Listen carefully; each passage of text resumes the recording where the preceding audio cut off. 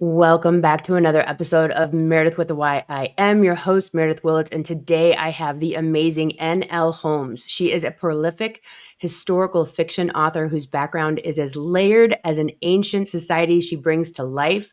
She spent 2 decades in a convent before turning into an archaeologist, before turning and reinventing herself again into a historical fiction author, of which she has penned 15 novels across 3 series, and I cannot wait to talk to her, so stay with us.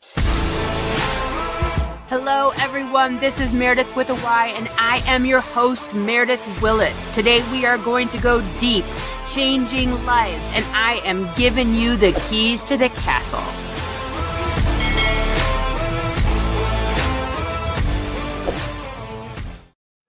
Good morning to me. Good evening to you in France. Thank you so much for being here with me today. I so appreciate you. Well, I look forward to talking with you. This is so exciting. And, they sent me your bio and it was like author, blah, all I hear is blah, blah, blah, author, convent, 20 years, leaves the convent. And I'm like, oh, sign me up. I need to speak with this woman. So I'm so excited to have you here today because your story is so incredibly fascinating. How do you spend 20 years in a convent? What was the turning point that said, I this is no longer for me? Or is that what you said? Well, yeah, that's kind of what I said.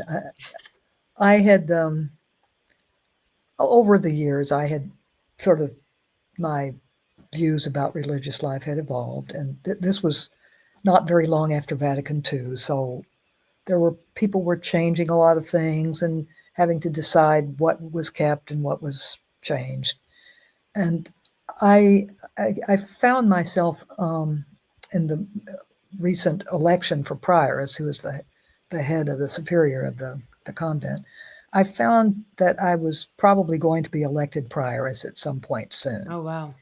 And so I had to think really hard then about to what extent do I believe in the life as we're living it, because it wouldn't be up to me to take us in a different direction or make changes like that. So I realized that if anyone was out of step, it was me and not the life. So I made an application to leave, and it took months. First, they told me to wait 9 months and sort of sit on it. Cooling off period. Yeah, exactly. See if you change your mind, and I did not. So at that point, then we postulated Rome and waited for an answer. So it was all done legally, Mm-hmm. and then I was out, starting over at 40, Yeah. like a teenager. What called you to the convent in the beginning? Well, this was in the 60s, and people were all young people of my age were all sort of looking for something big, something meaningful to give our lives to. Yeah. I had friends who went off to ashrams and things like that. And being Catholic, this was an obvious choice. It was the most radical sort of thing you could do, and I was all for radical things. So the life of prayer and sacrifice, and it was a cloistered order, the Discalced Carmelites. Does that mean like quiet, like you don't speak, or that That means you you don't don't go? speak except what's strictly necessary. And also, it means you don't see people on the outside. So Wow. if we visited with our families or people in the parlor, there was a screen between us and them.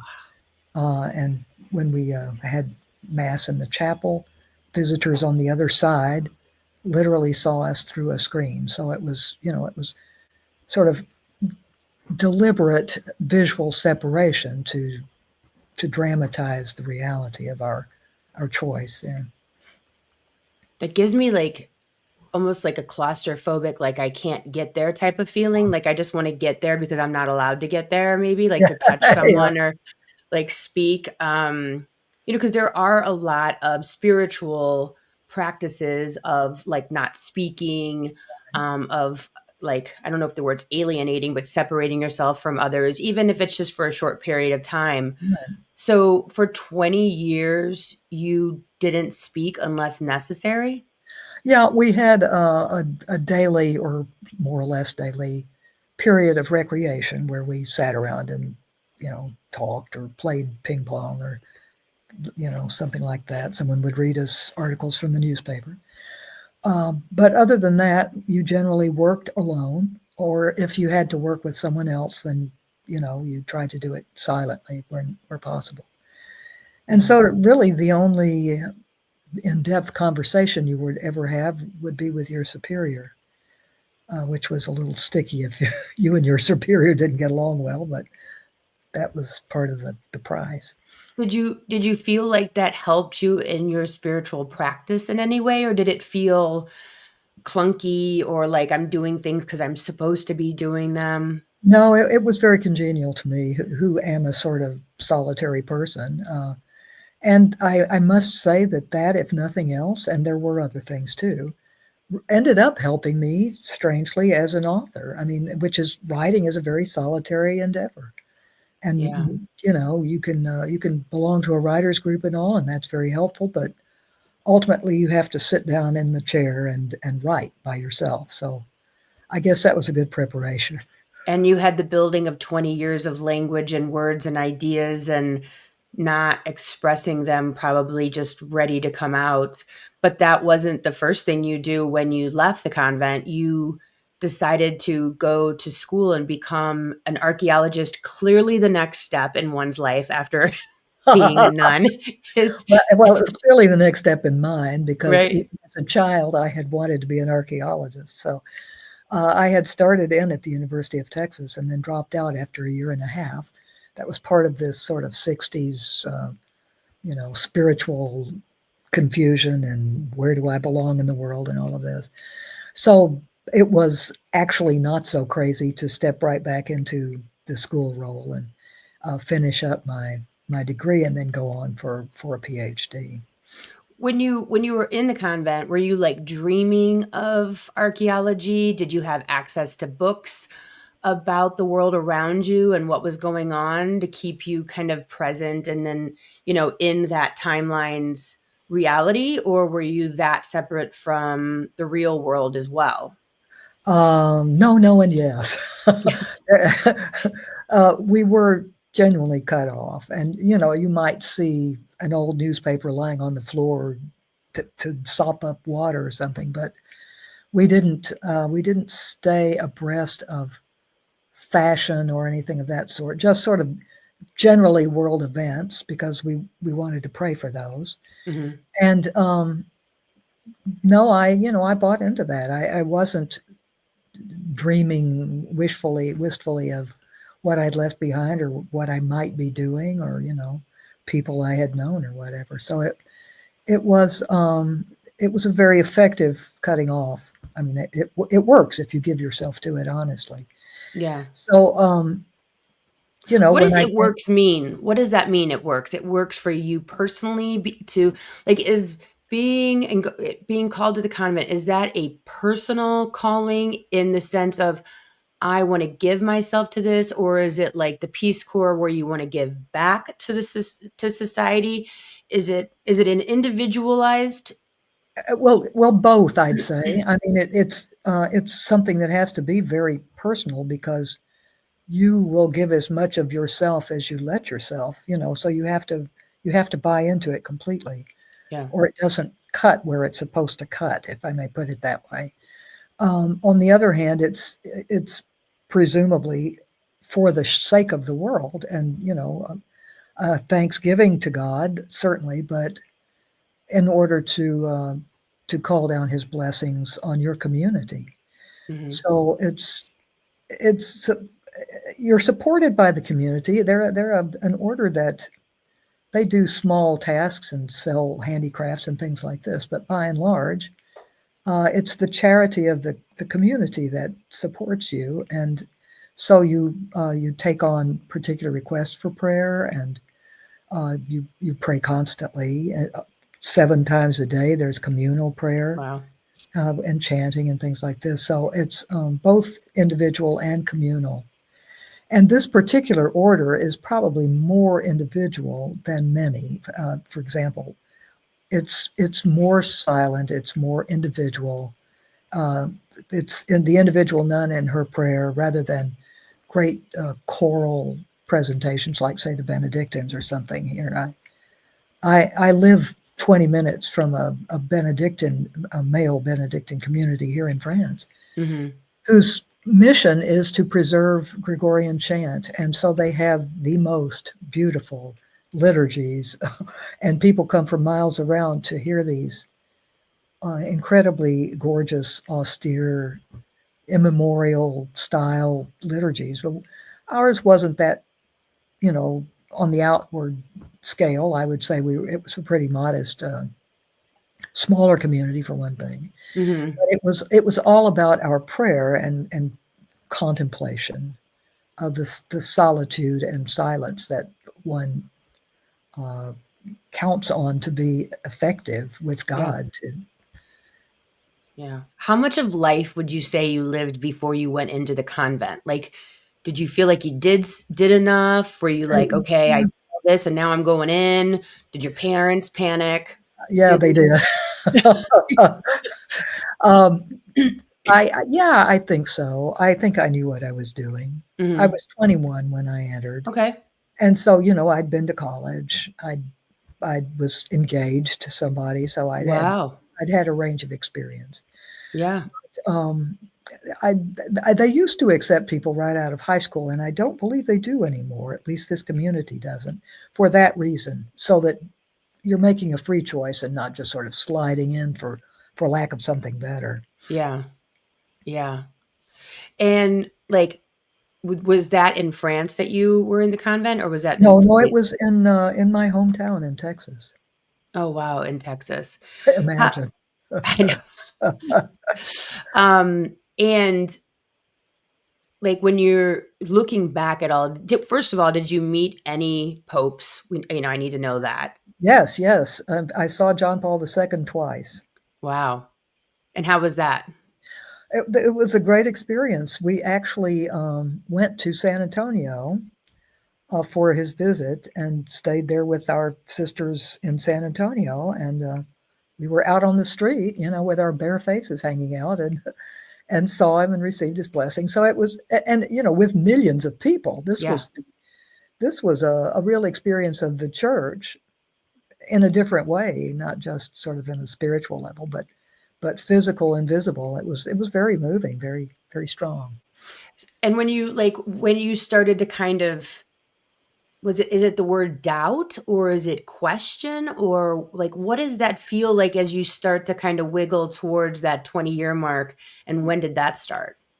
Well, I would say that started. I don't know. It's hard to say. The fact is that I sort of had doubts almost from the moment I got in. Get out.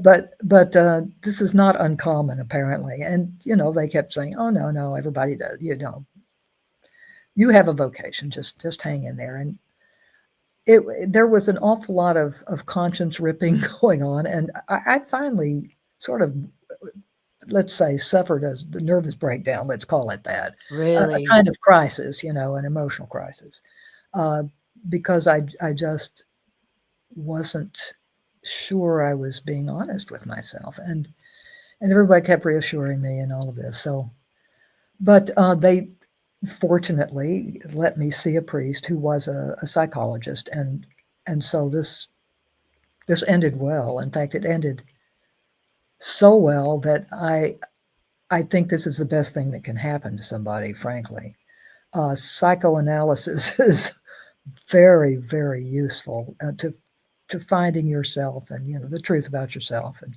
which can be terrible and painful and all the rest. But you come out on the other side so much stronger Mm. that and in my case, so much better able to see clearly, Yeah. to make a judgment, that it was only under those conditions that I could ever have left, made that choice freely and not just in a sort of terrified panic of some sort. So, you know, as clouds usually do, this one had a silver lining, and it worked well for me. When you entered back into secular society, was there anything that you were like, "Holy crap," like the internet or, Oh like yeah, computers and credit cards were much more common than they had been. I had run an antique store before I entered, and so that was, I had some knowledge of credit cards, but they were huge when I got out, and of course the computer was starting and word processing and all of this, which was a completely new skill I had to learn in order to go to school. It was Yeah. that was other than that, you'd be surprised how little things changed. Basically, it's the styles are different, the cars look a little different, but other than that, I can't say there were any culture shocks. Did you feel like internally, not just like, "Okay, I don't think that this is for me anymore," as far as being in the convent. Did you feel like the Catholic Church as a whole was going in a different direction than you internally felt like this is kind of no longer in alignment with my spiritual north, if you will? Yeah. Well, that's a decision that I at least was slow to make, because that would be like saying I'm right and 40 gazillion people throughout history are wrong. But in a post Vatican church, you do have to question things. What has changed that maybe shouldn't, and what should change and hasn't. And I don't. Perhaps that's just a case of style rather Mhm. than profound changes. I do wish the church would see its way to be a little more socially liberal, and we've had popes who were, and some are not. So, um, on the other hand, I think there have been changes made in the liturgy that are aesthetically off-putting, for me at least, that could be nudged back. But things don't happen quickly, and this was only 50 years ago. So, I'm willing to let the tide swirl around a little, and the mud settle. Can I ask But you kind of like a interest I mean, I'm interested in it. How do you see the Native Americans that were found in Canada underneath the nunneries and convents, oh, that were taken? Like, what is your view on that? How did that when did you find out about that? What does it feel like knowing that? And is it in alignment with maybe some of the stuff you did see as far as, Catholic views on Native Americans or other communities? yeah. Well, it's only rather recently that I've learned about some of these things, frankly, and it's lamentable. I mean, there are no words to describe the sheer horror and inappropriateness. I mean, just uh, to look to the church for salvation and then have them turn this on you. What can I say? Yeah. But that's nothing new. The church may be divinely founded, but it's an organization of human beings, and we're capable of the worst, the very worst, as well as the best. So Yeah. um, it's Do you think just that's one of the problems though with churches yeah, is this crazy kind of false belief that someone, because they're ordained or has a calling or wants to serve, that they're in at a different phase of holiness than the rest of us, and then that kind of skews and perverts everything. Like, I had a recent kind of I did ayahuasca, and what I was shown was you're just as evil as you are good, and in every second of every moment you get to choose. Like, you get to exactly. choose. It is always a matter of your choice. No one is forced to do evil. No one is. I mean, nobody's so innocent that they can only think of something good to do. There's always a choice. And I think that probably the kind of insulation or elevation of church people sometimes makes them, as you say, think their decisions are always good. That they're somehow, because they're speaking for the Holy Spirit, under certain very narrow conditions, that everything they think and do is a Anointed. reflection of the divine, and Yeah. it's not, folks. you know, Yeah. priests and popes and nuns and everybody else can sin and can sin horribly. And so I think humility is probably the cure for all of this, but it's not easy to come by. Yeah. I mean, to me, it was freeing, and it made me stop. I don't even know how to describe recognizing your own evil. It's almost a freedom Mm-hmm. towards goodness. Well, yes. Oh, totally. I And don't know. this is on a secular level. This is what the psychotherapy does. You have to confront yourself, the evil as well as the good. And so I mean I lump that in with spiritual experiences of various kinds too. And I mean it can be terribly, terribly painful and daunting. Yeah. You just think, You don't want to be bad. yeah, I mean, how can I live with this creature, you know? Yeah. And how dragged down by all of these sort of forces that are in me, how can I ever make a good choice? Yeah. And yet we go on and we do, we will to do it. And so we can, I But I think think it's, I think it's all, shame is the biggest destroyer, I believe, of relationships and of yeah, humanity. Shame will have you cover stuff up. Shame will have you pretend. Shame will have you lie, gaslight people around you. Like the whole shame to me is the end all be all of destroyer, because it makes everything fake and false, and no one yeah, owns up to their own stuff, to themselves or other people. Makes you lie. It's really destructive. And and I think that if the church um were to stop with the insanity, in my opinion, of like priests are celibate and you call them father, and nuns, all of this, it's like you're pretending, or you're trying to be something that you could never be, because you're meant to be human. You're yeah, meant to be a human on this earth. You're meant to have certain human qualities, and then you still have them. And yeah. then by way of shame for having them and being what God meant you to be on this planet, it starts to skew everything. And then you have shame, and then it gets perverted. And then, we have this huge problem of the church and molestation cases and Yeah. all of that. And it's all born from this fake belief that you are more than other humans somehow. Well, originally priests did marry, Oh, and really? yes, for the first 1,000 years of the church, and in the Orthodox Greek Orthodox Church, which I've attended frequently since I married to a Greek, I mean, they still ordain married men. Once he's a priest, he cannot marry, but you know, Mm-hmm. so the seminarians all run out and get married before they're ordained. But I truthfully think that's a much more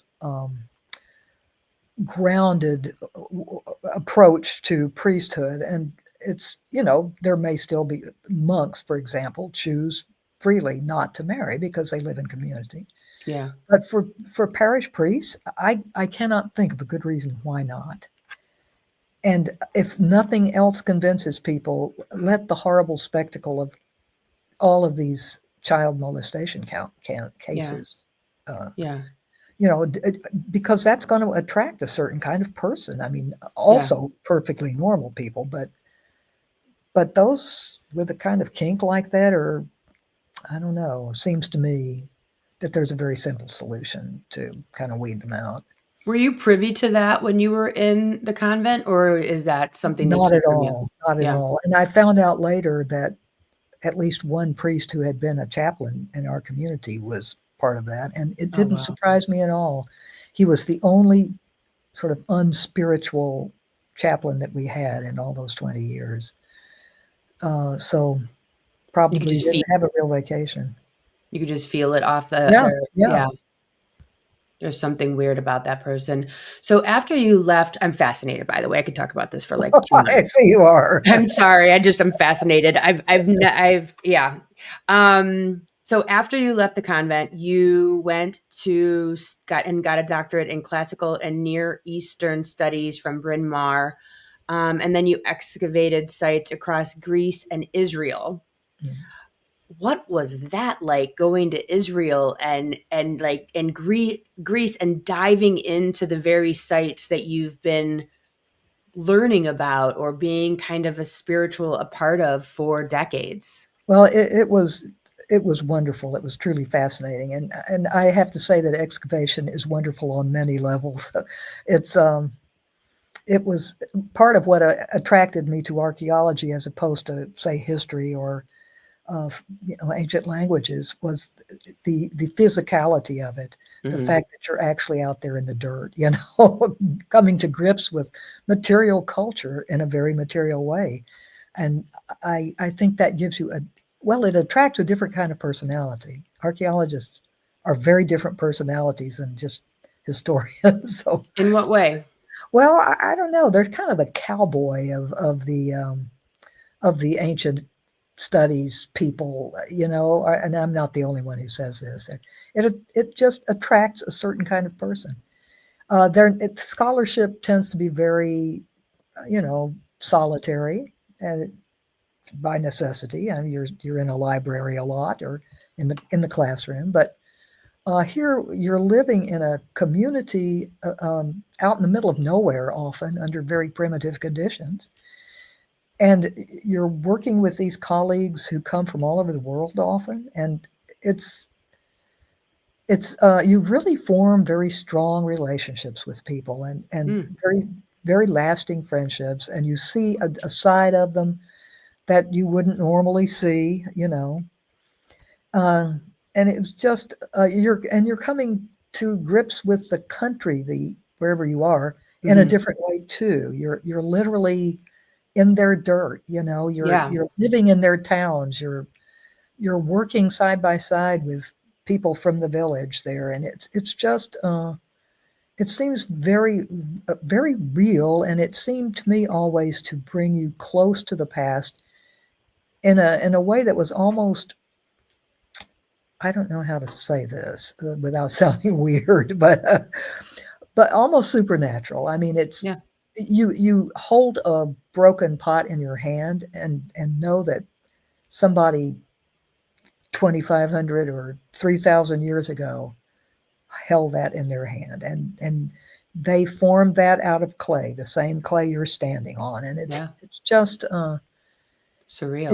it's a very real kind of connection with the also because you're living in a primitive kind of conditions often it brings you closer to their daily life in a way that sitting in your air conditioned office doesn't. So I just found it absolutely wonderful part of my academic career, and even though it ended with our when our son was born, it was you know it was something I wouldn't have overlooked or given up for anything really. What was your motive of being an archaeologist outside of like, I like this stuff? Like, did Well, you have like, I really want to touch this. I want to go to Israel to find that. Were there questions you wanted answered?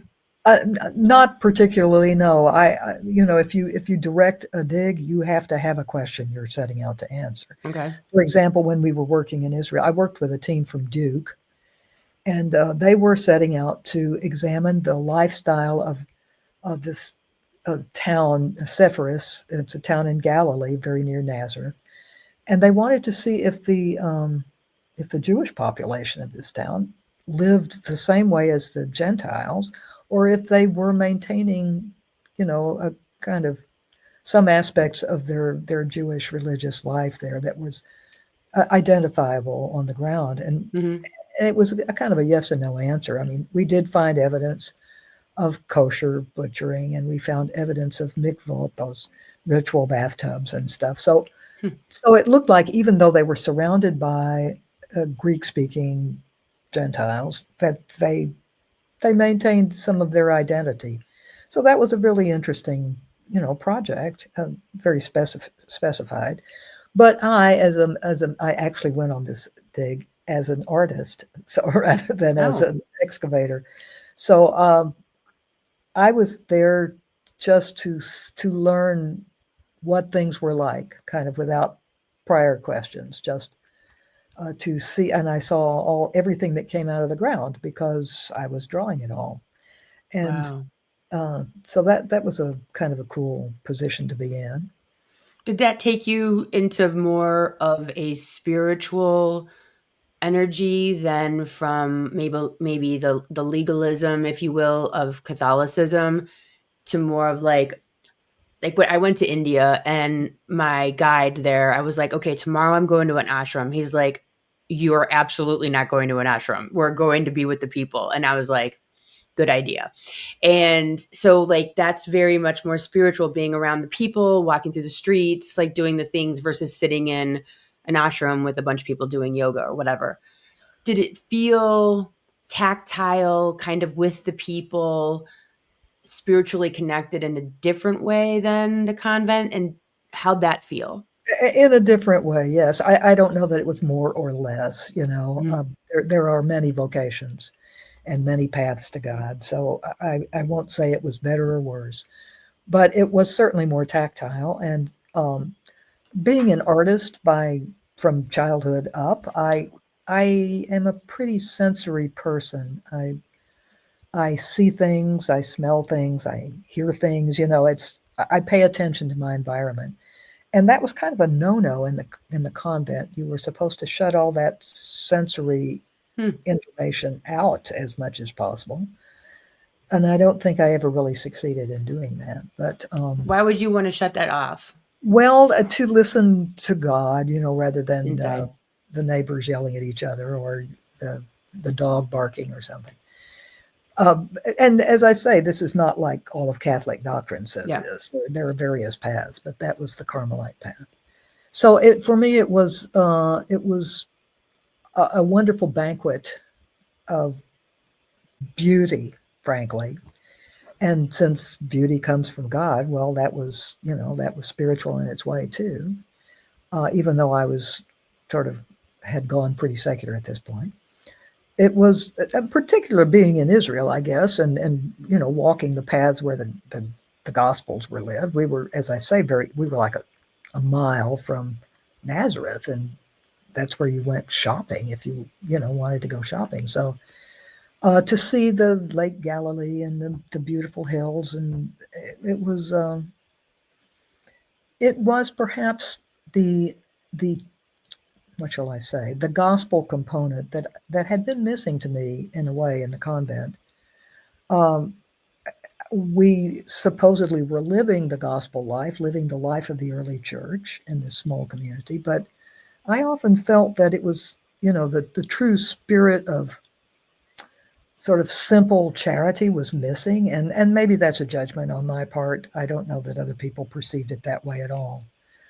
But it seemed very hierarchical to me, very more Roman Empire than than first century Galilee. Let's put it that way. So Yeah. um, it's just being in the atmosphere there of Galilee was, I think, a revelation of the sorts. Yeah. Kind Yeah. of, balance things out a little for me. And how long did you spend doing archaeology, and when did the calling turn from artist archaeologist to now I'm going to author books? Like how Well, that was word a chapter. yeah, Word that was when chapter. I retired.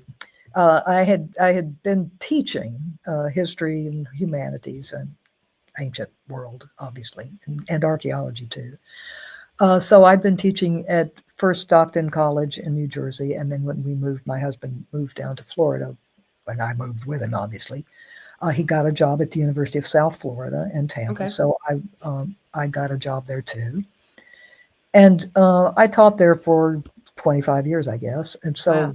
so when I retired, I had amassed a lot of knowledge of the different classes that I had taught, and also had come across a lot of really interesting events in the past, things that we have just a little snippet of documentary evidence about. And then, in fact, I guess my first book had its genesis in a class that I taught on ancient Near Eastern empires. there was one little episode that was a divorce in the city-state of Ugarit, which is in Syria. It's a coastal city of Syria.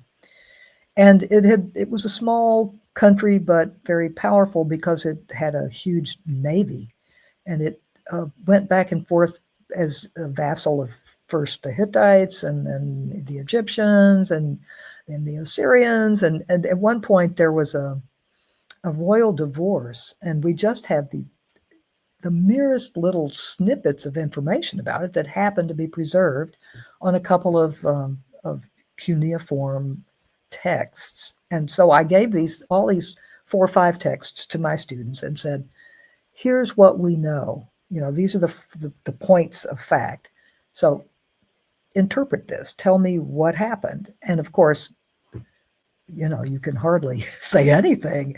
You almost have to slide into speculation. And so I thought to myself, in looking at their papers, this really needs to be turned into a novel. And it was like, ka-ching, when I retire, maybe that's what I'll do. So that's what I did. And now, like, you've 15 novels.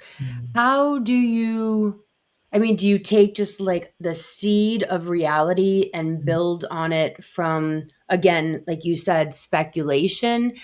How much is reality? How much is speculation, would you say, in your books? And how does that work?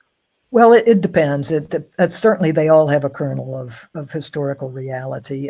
Less so in the cozy mysteries that I'm writing right now. They're more just fictional events. But the other books all have a heavy grounding in political events that were really taking place, and most of the characters are real people about whom we know practically nothing except their name and maybe a thing or two they did.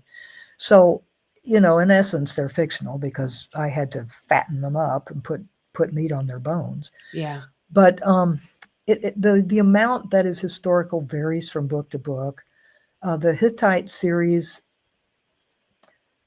one of them is about a king, a real king, and it takes a real event in his life and figures out how this might have come about, so fictionalizes between the dots, so to speak. Mm-hmm. So that's heavily fictional, heavily historical. Another book just takes the name of his charioteer and spins a story about him. How did he come to be the king's charioteer? And I bring in other characters, a man who was an ambassador. I make that his grandfather, and just tie them together, who may not have been related at all, but taking these sort of firm points of historicity and creating a fictional account around them. So that's pretty much the way most of the books happened. Mm-hmm. The Lord Hani mysteries, the ones set in Egypt, each has a historical basis. So the 6 books of that series covers the rise to power of Akhenaten, the so-called heretic pharaoh, and traces across the years of his reign, and then stops when his son Tutankhamun comes to the throne. So there's that historical arc. But then there's also a murder mystery that takes place in each book, and then a family drama of Hani. Hani is a real historical person who occurs frequently, but just the mention of his name, he does this, he carries this message, he accomplishes this task. So I've taken those tasks of Hani and created a series out of them by embroidering them lavishly, I have to admit. So that series too was pretty historical. And then this third series is a spin-off from the Hani mysteries about his daughter, whom we meet as a 7-year-old in the first of those books, and she grows up in the course of his story. And she's 24, then begins her own series of mysteries. But she's not a diplomat like Hani, so there isn't that much, real historical or political happening going on in her life. So Hani brings a little of that in from time to time, but mostly it's just she's a physician, actually, a Sunnet, which they actually had women physicians, but it was unusual. So she encounters people are brought to her injured or dying, and thereby hangs a mystery. So uh, it's mostly fictional. Her That stories. one's the last, what would that be? The last 3 novels then? Yeah, I guess there's 4 out now, and Or one that I just ready to turn back to the editor. So so the most recent release is Melody of Evil. right, yeah. Um, so when you explore these things like loyalty and personal identity, oppressive regimes, are you thinking about what's going on politically today? And or when you are thinking about what's going on politically today, do you think about the past? Well, I would say I think about the past when I see what's happening today, and in terms of what the conscience issues and things that I've brought up in my books. I guess they were sort of subconsciously sparked by what was happening. For example, one of the books is about Syrian refugees, and this was written at a moment when this was on every newspaper. It Yeah. was, they were just, of course, they still are pouring out of Syria, out of war-torn Syria, and that made me start thinking about refugees, the horrors that they have to face, and how traumatized they must come out of that experience, Yeah. and then they try to remake their life somewhere else. And gee, the same thing was happening in 1300 BC in Syria too. So I guess I consciously took a parallel situation there and developed it. Um, and also, you can say things about the past that you maybe would think twice about judging a current event, or at least I would. I'm not a political scientist, what do I know? So I have an opinion certainly, and I can see what I see, but it's easier for me to lay it out in another time, in another place. Yeah. Anybody who wants to read into that, a parallel with the present's free to do that. Do you look at stuff today and go, "We've done this before. How are you guys not clocking though we've done this before many, many times?" I'm sorry to say, I say that to myself every day. It's history may not be a complete circle that repeats itself literally, but it's certainly comes close to it. Yeah. It's a spiral. Let's say you hope that we're spiraling a little slowly, a little higher every time, but Yeah. we really come around to the same point all Well, too I frequently. remember, learning I grew up in the 70s and 80s. I remember judging the heck out of, you know, um, the Holocaust and how could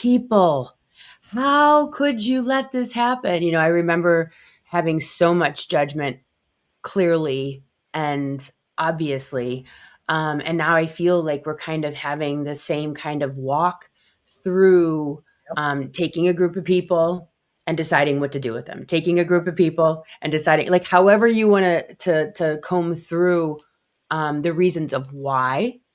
Um, it's still kind of is the same basic action of the alligator Alcatraz and Yeah, great um, song.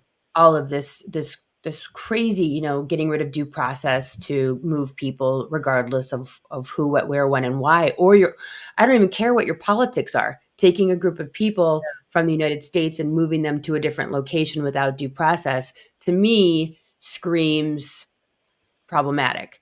And And I deportation was a huge thing in antiquity. It was whole populations were picked up and moved somewhere else to get, so they wouldn't be troublemakers. Yeah. This is something that comes up again and again in my books because it came up in reality. You're just postponing the explosion. That's what brought down the Bronze Age. These people, refugees fleeing unlivable situations, compounded by natural disasters and crop failures, and I mean, it's just like, We've done this hello, before. everyone. Yeah. This happened before, and we better stop doing the same thing they did, which made it worse. But you know, we don't. As you and I both know, people have the capacity to do terrible things as well as good ones. Yeah. Yeah. It feels surreal to live through this. It Hmm. feels surreal to be watching this and for people to be co-signing this in this day and age. I think it has to do probably with education Like or, my education. dad and I always talk about, he's like, when these folks go up to heaven, and everyone has their different reality of what heaven looks like.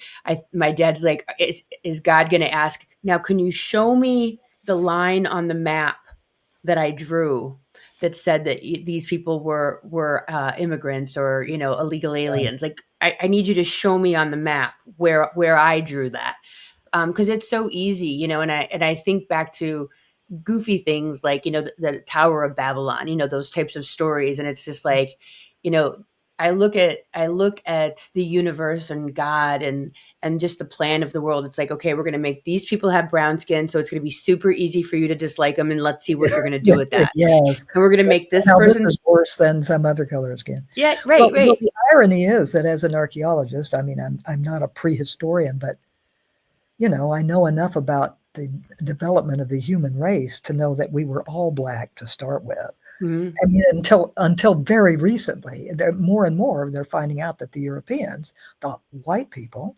were dark until 10,000 years ago. That's nothing. That's Yeah, nothing. It's so the whole idea of race or whatever is just so ridiculous, and it's such a false concept. Even as a concept, it's just we're just on a spectrum that goes from light to dark depending on where in the planet we live. yeah. It's It was one of my favorite classes was actually archaeology in college. And I had this brilliant teacher and professor, and she was like, okay, we're going to go through the races. And so, wide noses. What race does wide noses belong to? And, she showed that, okay, curly hair. And it's funny, me sitting here with a wide nose and right, curly hair, curly hair. PS. And I always have Black women, especially on social media, they're like, girl, I don't think you know your heritage, as they see my features a lot of times. And I'm like, I'll take it. Yeah, don't Um, take but it anything. was so interesting to learn at that very young age. I think I was about 19. That it is absurd and there is no such thing as a race because Yeah, it has to be quantified. And because it cannot be quantified, then it does not exist. It's just yeah, a social experiment of craziness, to be honest. exactly. That takes education, like and when It you does. the average, I think I read the average education in America is about seventh grade. Wow. And I know, right? And when I read that, I went, "Oh, well, that makes sense because I didn't learn this good stuff until I was in college." And Yeah. so, um, these concepts prey on uneducated people It's who ignorance. It's feel, not malice, I think. yeah, and they Well, feel yes better and about no. I mean, themselves. yeah, once you've embedded this idea of, you know, these people are worse than I am, then it's easy to blame them for everything. Yeah, yeah, It's not automation that's taking the jobs, it's them. You right. know, duh. I just I don't know. Yeah, it's tough to watch. I can't imagine having your experience of the inner work and then the literal outer work of touching and seeing and experiencing and learning about all of these people and destruction of people and um what we can do to each other, and then to be sitting here living in the most wild of times, watching it in Right. in in real time happening, Well, and I it has to yeah, be I think the frustrating. fact that we live in this truly wild time is reinforces what I've always felt was my mission as a teacher, and now, frankly, even as an author, and that is to convince people that the people of the past, that foreign country known as the past, are perfectly like us. They're Yeah, utterly indistinguishable from us. They may have a different language, they may have a different worldview as a result of their education, but their emotions are exactly like ours. And so we can understand the decisions they make crazy as they may seem to us, because we can only react to things in a couple of ways. We've only got this, certain number of arrows in our quiver, so to speak. I mean, I think the whole them versus us thing, whether that be over there geographically or back there in the past, is just, I mean, it's so limiting. It's so fake and false. We're just we're the same. We're the same. We do the same things they do. Yeah, we wake We up, we want our we kids to just be have different okay. technology. Yeah. Yeah, we want our kids to be okay. We want to be healthy. Yeah. We want to be loved. We want to have food in our To know where stomachs. we And fit in the world. It's, yeah. yep. And then there's all this crazy outside chaos that we kind of almost invite. As I'm Yeah. sitting here talking to you, I'm like thinking how interesting a book would be to write about what is currently happening as if it was historical fiction. And at the end of the book, write and welcome to the United States Yes, yes. as a present. Like the person going into it believes they're reading historical fiction. Or science fiction or something. Well, Yeah, or that's, science yeah. fiction. And it's not, and I mean, I just sit there and think about like what happened to the orbs that were around New Jersey, and now we have like a 12-mile mothership headed towards Earth. Like what is happening? Like where Yes. are Nikki's going to be running back to the convent. Like like I can't anymore. Too Your late. Too husband late. too late. You have a Yeah. husband and a child. Um, well, your books are just unbelievable. You have so much that you allowed yourself to become and to experience and to learn to pour into these 15 books. What is the end game? Do you retire? Do you have an end game? Do you have a book number in mind, a goal that you've set for yourself? Or is Well, it just since I'm officially already retired, I can't retire. So right? I just, I'm writing till I don't want to, I guess. I used to paint insanely. I mean, from childhood on, I was never without a sketchbook in my hand. And then 25 years ago or so, I just lost interest. I've done a little since, but it doesn't grip me. And I guess when I come to the point where I feel that about writing, I'll find a new form of self-expression or something, or a better way to get my message across. I don't know. But for the moment, just keep turning them out. I do feel like I perhaps want to get back to some more serious books. I've been writing these cozy mysteries here recently, and I can write them very rapidly because they're formulaic, as cozy mysteries are genre to the end. Mhm. But they don't fully satisfy me as a person. They're light, and God knows there's a use for light reading in this Yeah. world. I Yeah. fully approve of people picking up a light book to read. I do it too. But there are, I guess, some things I want to come to grips with a little more serious, and just got to find the right historical episode to hitch on to, I guess. I think the current one you could probably churn out about 10, 20 books easily about it because Yeah, like I said, you have this ability because of what you've done to draw those comparisons and to go deeper instead of it just being about like just the current politic. yeah, You're like, no, it's actually there's more to what's happening right now. There's a reason that this is happening. It's 101, destruction 101 of a nation and of a yeah. people. And we're in And danger of losing our soul, I'm afraid. yeah, and you have that view of thousands of years to show people, like this is where this is going to end up. And they're, like they talk about in Gaza, we're in the fifth stage of starvation. Mm. And when you enter the fifth stage of starvation, it affects generations. Like Oh, yeah. it is now becoming genetic. We are now in a genetic situation here with Yeah. starvation. And I feel like we're probably in the third stage of a destruction of the United States. Yeah. And so It's like what picking is up indeed.